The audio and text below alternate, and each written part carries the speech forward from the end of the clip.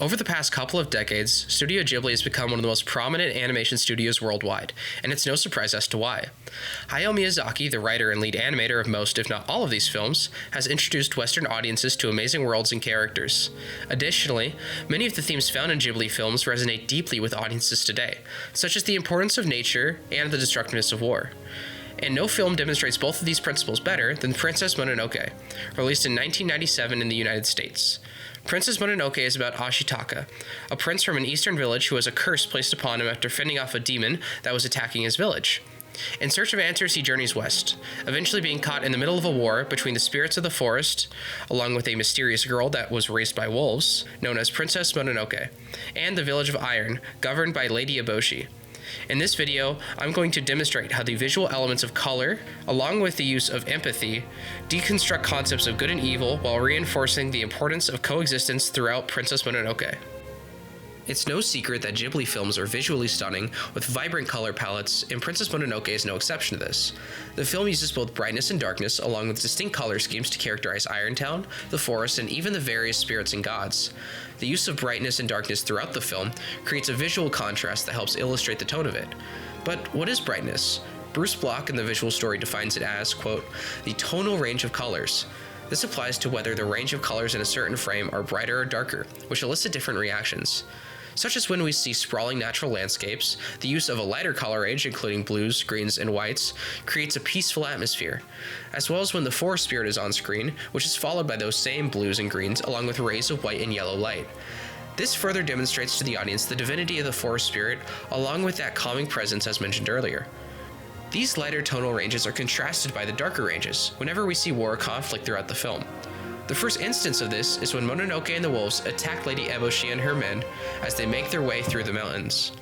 The tonal range in this scene specifically is dark, with mostly deep browns and blues, along with flashes of lighter oranges and red whenever Lady Eboshi fires her rifle. This deeper tonal range creates a more serious, gritty atmosphere that perfectly matches scenes such as this one, that demonstrate the conflict between the people of the village and the forest.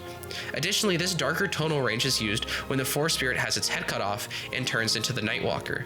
We see lots of blacks, purples, and deep blues used as the natural lighter tonal range of the forest is drained of its life and turned into the darker tonal range of the dead forest.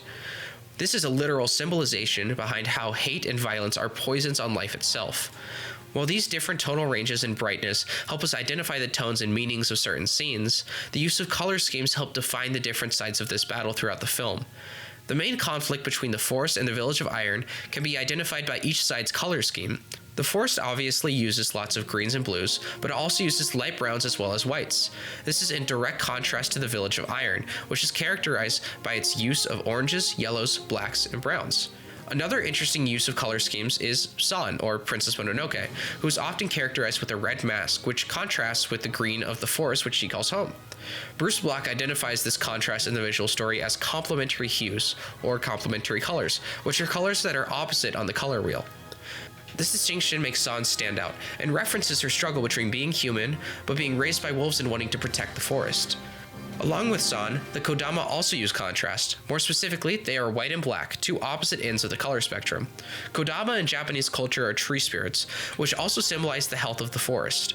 The fact that they have such a contrasting color scheme makes them seem almost like the sign for yin and yang. This demonstrates that this contrast is not only used to illustrate division and show inner conflict, but it can also be a symbol of coexistence within nature. Both the brightness and darkness in the tonal ranges, along with the unique color schemes, illustrate the two sides of this conflict are very different and evoke very different emotions within the audience. But what does this mean in the overall story? So far, we have analyzed how color functions within Princess Mononoke, but how does it apply to the rest of the film? Well, the use of color to make both sides of the conflict distinct set up the narrative to use empathy to make each party relatable. Empathy, according to Merriam-Webster's dictionary, is, quote, the action of understanding, being aware of, being sensitive to, and vicariously experiencing the feelings, thoughts, and experience of another. Within Princess Mononoke, empathy is one of the main points of the story. Ashitaka's whole goal throughout the film is to solve the conflict between the village of Iron and the forest using, as he says, quote, eyes unclouded by hate. And the film does exactly that.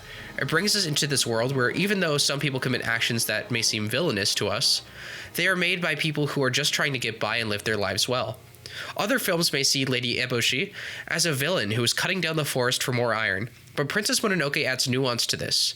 Lady Eboshi is at war with the forest spirits for more iron, yes, but she also buys the contracts of girls working in brothels and offers them a better life. She cares for the sick and provides them a home, and she even puts her own life on the line to keep her people safe. Nothing she is doing is out of selfishness. Instead, it's out of a necessity to provide for herself and her people to give them a certain quality of life. This also applies to the forest creatures such as the wolves in Mononoke, who are killing humans and attacking the village of Iron. They're also being pushed back and weakened by the depletion of the forest resources. Both sides are just trying to get by, just like all other parties in the film who are just trying to live their best lives. When used in addition to the contrasting color schemes, it adds to the idea that both these sides may seem to be opposites, when in reality they are both searching to maintain a good life. The true enemy of Princess Mononoke isn't a specific individual, it's the concept of hate itself. The film exemplifies how hate clouds the mind, causing violence and destruction, which only leads to ruin for all parties involved.